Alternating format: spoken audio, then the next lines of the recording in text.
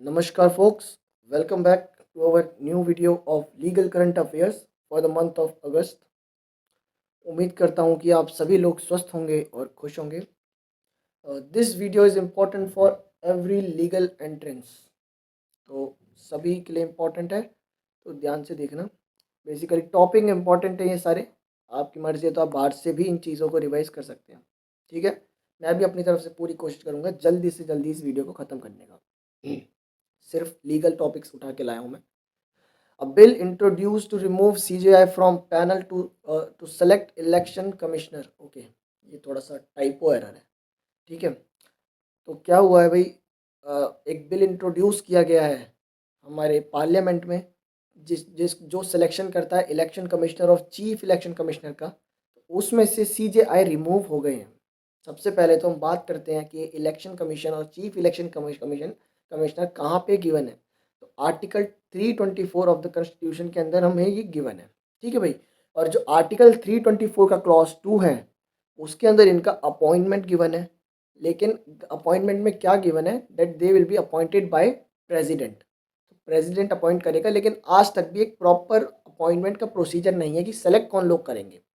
तो मार्च 2023 में अभी हाल ही में, मतलब जो कॉन्स्टिट्यूशनल बेंच थी सुप्रीम कोर्ट की, उन्होंने उन्होंने पार्लियामेंट को बोला था कि आप इस पर इसका एक सिलेक्शन प्रोसेस बनाएं. लेकिन तब तक के लिए जो इसकी कमेटी में लोग रहेंगे, 3 लोगों की कमेटी रहेगी, जिसमें कि prime minister, leader of opposition in Lok Sabha और चीफ जस्टिस रहेंगे. तो अब बिल इंट्रोड्यूस कर दिया गया है, जैसा कि कॉन्स्टिट्यूशनल बेंच ने बोला था. पार्लियामेंट ने बिल इंट्रोड्यूस कर दिया है और और उन्होंने बता दिया है कि जो सेलेक्ट करेगा इसको होगा prime minister, leader of opposition of Lok Sabha और यूनियन कैबिनेट. मतलब कि चीफ जस्टिस को हटा दिया है 3 लोगों में से और यूनियन कैबिनेट को ऐड कर दिया है. तो अब आप बताएंगे कि ये जो चीफ जस्टिस का रिमूवल है, ठीक है, ये ठीक है या गलत है, क्योंकि किसी भी चीज़ के दो पहलू होते हैं. तो कमेंट्स में ज़रूर बताइएगा. देन G20 अभी हाल ही में बहुत ज़्यादा मतलब न्यूज़ में चल रहा है. हर जगह G20 है. ठीक है. तो इस समय कहाँ पे हो रहा है ये, तो दिल्ली में हो रहा है, भारत मंडपम में. ठीक है, भारत मंडपम है. कहाँ पर, प्रगति मैदान के अंदर है. वहाँ पर ये हो रहा है. और इसका फाउंडिंग ईयर क्या था, तो 26 सितंबर 1999. और इसके मेंबर्स कौन कौन से हैं, तो भाई मेंबर्स में ना एक एडिशन हुआ है. एक कंट्री है जो एक्स्ट्रा ऐड हुई है. तो वो आप मुझे बताएंगे कि कौन सी कंट्री है जो ऐड हुई है अभी, मतलब अब होगी. ठीक है. मेंबर्स बाकी अभी तक G20 के अंदर ये सारे मेंबर्स हैं. एटलीस्ट मैं आपसे कहूँगा, आप G7 के जो मेंबर्स हैं, Germany, UK, France, Canada, US, Italy, Japan, इनके नाम याद रखें. और G8 कर देंगे तो एक रशिया ऐड हो जाता है. ठीक है. एटलीस्ट इनके नाम आप याद रखना, क्योंकि लास्ट ईयर दिल्ली यूनिवर्सिटी के एग्ज़ाम में पूछ लिया गया था कि G7 के या G20 के, क्वेश्चन था G20 के कितने कौन कौन मेंबर्स हैं, और उसमें से जो 3 कंट्रीज़ थी वो G7 में से ही थी. ठीक है. ज़्यादा से ज़्यादा क्या हो सकता है, G8 की भी एक कंट्री डाल देगा, रशिया को भी ऑप्शन में डाल देगा और एक बाहर की कोई कंट्री दे देगा जो कि नहीं है. ठीक है. तो आपको एटलीस्ट G7 कंट्रीज़ पता होना चाहिए. और अगर आप पूछना चाहें कि इसमें कोई ट्रिक है याद करने की, तो ये है GF यानी गर्लफ्रेंड, GFJUICE, गर्लफ्रेंड को जूस, ऐसे करके कुछ याद कर लेना, GFJUICE. तो ये आपकी कंट्रियाँ हो जाएंगी G7 की. अच्छा, प्रेसिडेंसी किसके पास है भाई, प्रेसिडेंसी है इस समय भारत के पास. उसके बाद जो अगला G20 की मीटिंग होगी उसमें ब्राज़ील के पास होगी. ठीक है. एजेंडा क्या है इसका यार, देखो वैसे तो देखो 5-6 या काफ़ी सारे एजेंडा हैं, लेकिन हम बात करते हैं ग्रीन डेवलपमेंट है एक तो सबसे बड़ा. ठीक है. एमिशन ऑफ क्लोरोफ्लोरोकार्बन वगैरह है इसके अंदर.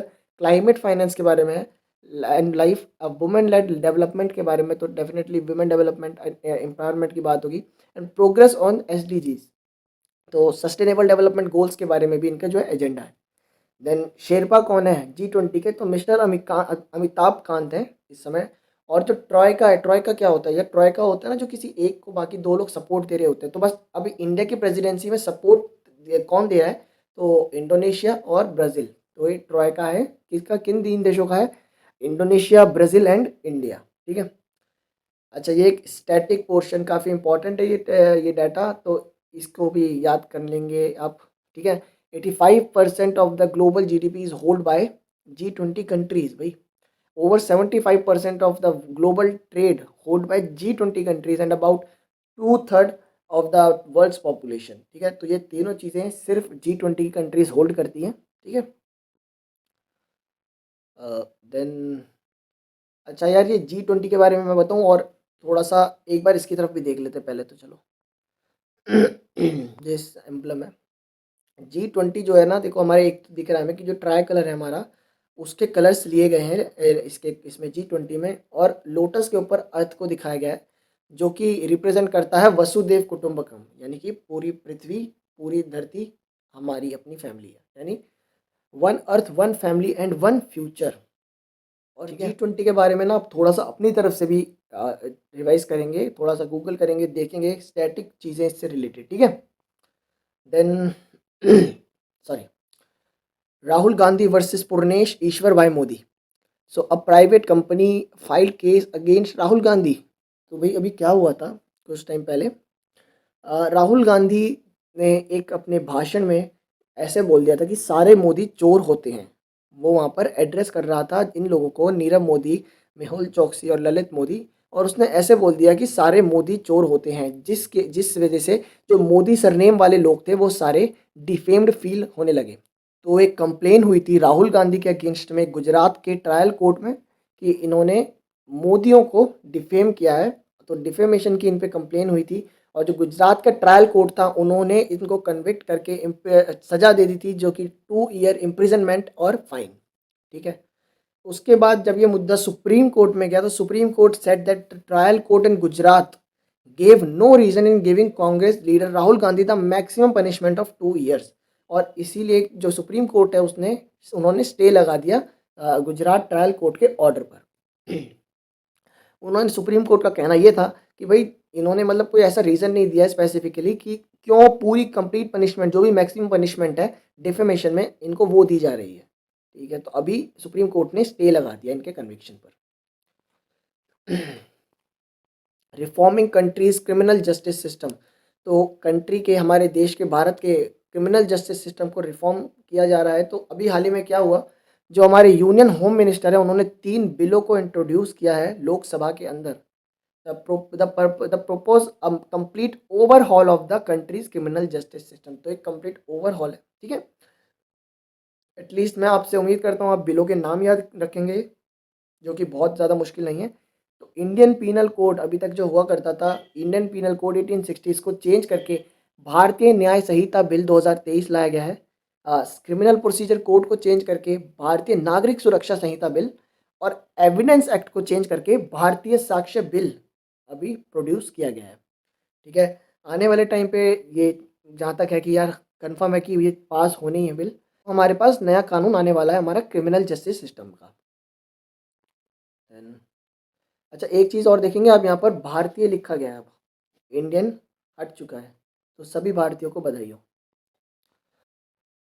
First global India AI 2023 conference. Conference aim to gather AI researchers. क्या हुआ है, कॉन्फ्रेंस हो रही है, पहली ग्लोबल इंडिया AI कॉन्फ्रेंस। कब है ये, अक्टूबर में है। कौन ऑर्गेनाइज करा रहे, the ministry of electronics and information technology, which is led by union home minister Shri Rajeev Chandrasekhar, ठीक है। क्या करेंगे, ये स्टार्टअप जो AI है, AI रिसर्च के ऊपर बात, AI एडवांसमेंट के ऊपर बात करेंगे, जो इसके रिसर्च स्ट्रेंथ्स है उसके बारे में बात करेंगे, और जो इन्वेस्टमेंट अपॉर्चुनिटीज़ हैं उसके बारे में बात करेंगे। तो बेसिकली एक पहला AI कॉन्फ्रेंस है ग्लोबल इंडिया का, ठीक है। ये अक्टूबर में होने वाला है, नेक्स्ट मंथ में इसकी और डिटेल्स हमारे सामने आएंगी, तब हम इसे दोबारा कवर कर लेंगे। Only centre can conduct census, ठीक है। भाई जून के महीने में क्या हुआ था, बिहार की गवर्नमेंट है, उन्होंने अपने यहाँ पर एक सर्वे करा कह लीजिए, या सेंसस कह लीजिए, ठीक है। हम सेंसस कह के चलते हैं अभी से। सेंसस करवाना स्टार्ट करा था अपनी जनता पर। क्या क्या उसमें सेंसस में क्या क्या काउंट कर रहे थे, कास्ट, सब कास्ट, रिलीजन और इनकम। तो बिहार गवर्नमेंट ने इसका नोटिफिकेशन जारी करा था। तो जो सेंट्रल गवर्नमेंट है, हमारी यूनियन गवर्नमेंट है, वो बिहार के पटना हाई कोर्ट में पहुंच गए, और उन्होंने पटना हाई कोर्ट में ये बोला कि बिल्कुल ये लोग ऐसा नहीं कर सकते, क्योंकि ये हमारे जुरिडिक्शन में है, क्योंकि 7 शेड्यूल का वायोलेशन है। और जो सेंसस है वो 7 शेड्यूल में यूनियन लिस्ट का पार्ट है। थोड़ी सी हम 7 शेड्यूल की बात कर लेते हैं पहले, ठीक है। भाई 7th शेड्यूल के अंदर 3 लिस्ट गिवन है। एक है यूनियन लिस्ट, एक है स्टेट लिस्ट, और तीसरी है कंकरेंट लिस्ट। यूनियन लिस्ट के अंदर कुछ सब्जेक्ट्स दिए गए हैं जिसके ऊपर पूरा का पूरा पावर पार्लियामेंट का है, जिसके ऊपर कानून बनाने का। स्टेट लिस्ट के अंदर भी कुछ सब्जेक्ट्स दिए गए हैं जिनके ऊपर राज्यों को पावर है कानून बनाने का। और तीसरी लिस्ट है कंकरेंट लिस्ट, जिसके ऊपर राज्य और यूनियन दोनों मिलकर कानून बना सकते हैं। और जो कुछ ऐसे सब्जेक्ट हैं, जैसे कोई नया सब्जेक्ट आता है जिस पर अभी तक ये नहीं है कंफर्म कि ये यूनियन में है या स्टेट में है, तो ऐसे सब्जेक्ट्स पर जो जुरिस्डिक्शन है वो पार्लियामेंट का है कानून बनाने का। ठीक है, तो इसी को लेकर बिहार हाई कोर्ट में गवर्नमेंट पहुंची थी, सेंटर पहुंचा था कि भाई 7 शेड्यूल का वायोलेशन है। तो पटना हाई कोर्ट ने उस पर स्टे भी लगा दिया था। उसके बाद पटना हाई कोर्ट ने फिर से अलाउ कर दिया बिहार गवर्नमेंट को। क्यों? क्योंकि बिहार गवर्नमेंट ने बोला कि that government only fulfilling its affirmative action according to article 16 equality of opportunity in public employment. तो गवर्नमेंट का कहना था भाई हम तो अपने आर्टिकल 16 में equality of opportunity in public employment को लाना चाहते हैं, जो कि हम ये सर्वे करा रहे हैं, कोई सेंसस नहीं करा रहे हैं। और basically we are trying to bring the exploited class of the society at par with the golden class. तो जो हमारी एक्सप्लॉइटेड क्लास है हम उसको गोल्डन क्लास के बराबर लाने के लिए ये कोशिश कर रहे हैं। तो इसलिए बिहार पटना हाई कोर्ट ने कुछ उनको मतलब डायरेक्शंस देकर अलाउ कर दिया है। डायरेक्शन इस प्रकार दिए हैं कि आप इससे ज़्यादा डाटा नहीं ले सकते, आप ये वाला जो प्रोसीजर सेंसस में होता है ये नहीं कर सकते, कुछ इस तरह से उन्हें डायरेक्शन दी और अलाउ कर दिया। Then Bharat becomes fourth country landed successfully on moon. ठीक है भाई, तो फोर्थ कंट्री बन गया है हमारा भारत मून पे लैंड करने वाला। और पहला देश ऐसा बन गया है जो साउथ पोल, मून के साउथ पोल पे लैंड करा है। इसके ऊपर तो हमने एक डेडिकेटेड वीडियो बनाई हुई है, ठीक है, चंद्रयान 3 के ऊपर, आप उसे देख सकते हैं। Then assets of MLA, the association for democratic reforms. भाई ये एडीआर ना, इसी मतलब ईयर में मैं तीसरी बार देख रहा हूँ। ठीक है, तो काफ़ी इम्पोर्टेंट है ये जो ऑर्गेनाइजेशन है। ठीक है, पहले हम दोबारा से इसी ऑर्गेनाइजेशन के बारे में बात कर लेते हैं। तो ये एक नॉन पार्टीशन और नॉन गवर्नमेंटल ऑर्गेनाइजेशन है। ठीक है, जो कि कुछ प्रोफेसर्स ने बनाई थी, किसके लिए? Reforms in the area of electoral और पॉलिटिकल। ठीक है, पॉलिटिकल और इलेक्टोरल रिफॉर्म्स के ऊपर ये काम करते हैं। तो अभी इन्होंने एक कॉम्प्रिहेंसिव एनालिसिस करा एसेट्स ऑफ एमएलए का फ्रॉम वेरियस पॉलिटिकल पार्टी, जिसमें कि पाया गया दैट द लाइट जिसमें the report shades light on the average wealth of MLAs, the percentage of billionaire MLA and the representation of women in state assemblies. ठीक है, तो इन्होंने वेल्थ और जो वुमेन रिप्रेजेंटेशन है उसका एनालिसिस करा, जिसमें कि इन्हें पाया गया that Karnataka emerges as the state which has the highest average asset per MLA and the highest number of billionaire MLAs. तो भाई राजस्थान के एमएलए तो बहुत ही ज़्यादा पैसे वाले हैं। तो ये एडीआर ऑर्गेनाइजेशन है जो भाई इसके ना फुल फॉर्म भी पता होनी चाहिए, एसोसिएशन फॉर डेमोक्रेटिक रिफॉर्म्स क्या काम करता है। Then AYUSH visa for foreign nationals. So recently ministry of home affairs introduced a new AYUSH visa for foreign nationals for treatment under AYUSH system. भाई अब आयुष सिस्टम कहें या इंडियन सिस्टम कहें या इंडियन ट्रेडिशनल सिस्टम कहें, तो इनके बारे में हम थोड़ा बात कर लेते हैं क्या है ये। आयुष बेसिकली एक ट्रीटमेंट है, ट्रीटमेंट का सिस्टम है। पहला है ए से आयुर्वेदा, योगा, यूनानी, सिद्धा, नेचुरोपैथी और होम्योपैथी। इसमें एन गिवन नहीं है बट ठीक है, ये आयुष की फुल फॉर्म में नेचुरोपैथी भी आता है। तो अब मिनिस्ट्री ऑफ होम अफेयर ने आयुष वीज़ा एक इंट्रोड्यूस कर दिया, और जो हमारा वीज़ा मैनुअल 2019 है उसके अंदर अमेंडमेंट करके चैप्टर 11A भी इंट्रोड्यूस कर दिया, जो कि आयुष वीज़ा के बारे में बात करेगा। ठीक है, अभी तक चैप्टर 11 चैप्टर्स है सिर्फ वीज़ा मैनुअल में, तो अब 11A ऐड हो चुका है जो कि आयुष वीज़ा के बारे में बात करेगा। ठीक है, तो थोड़े से इंटरनेशनल अफेयर्स के ऊपर भी नज़र डाल लेते हैं। ठीक है, Iraq has been officially recognized by the World Health Organization as the 18th country to successfully eliminate trachoma as public health concern. तो 18th कंट्री बन चुका है इराक, जिसने सक्सेसफुली एलिमिनेट कर दिया है ट्रैकोमा जैसी बीमारी को। Then Russia has launched an e visa facility. Basically Russia ने एक ई वीज़ा फैसिलिटी इंडियंस के लिए स्टार्ट करी है 1 अगस्त से, जो कि मतलब ट्रैवलर्स हैं उनको एक रेगुलर वीज़ा ना लेना पड़े, इसके लिए एक हैसल फ्री कर दिया इंडियंस के लिए। Indian Prime Minister Narendra Modi marked a significant diplomatic milestone as he became the first Indian Prime Minister to set foot in the Greece in 40 years. तो भाई जो पीएम नरेंद्र मोदी हैं पहले ऐसे प्रधानमंत्री बन गए हैं 40 सालों में जो कि ग्रीस गए हैं। तो ऐसे में ग्रीक के प्राइम मिनिस्टर का नाम इम्पोर्टेंट हो जाता है। कौन है?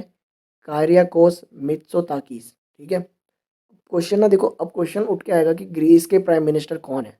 अब बच्चा सोचेगा कि यार ग्रीस का प्राइम मिनिस्टर को कैसे याद करें, तो ऐसे ही लिंक बनता है इनका। ठीक है, ऐसे ही लिंक बनता है कि अब 40 साल में कोई इंडियन प्राइम मिनिस्टर हमारे पहली बार गए हैं, तो कहाँ कहाँ गए हैं और वहाँ के प्राइम मिनिस्टर कौन है। अच्छा, जुलाई में इन जुलाई 2023 अब planet experience unprecedented rise in temperature, और डेफिनेटली इसके बारे में बात होगी जो अभी G20 की मीटिंग चल रही है। ठीक है। This alarming trend underscore the urgency of addressing global climate change and its root cause green house gas emission.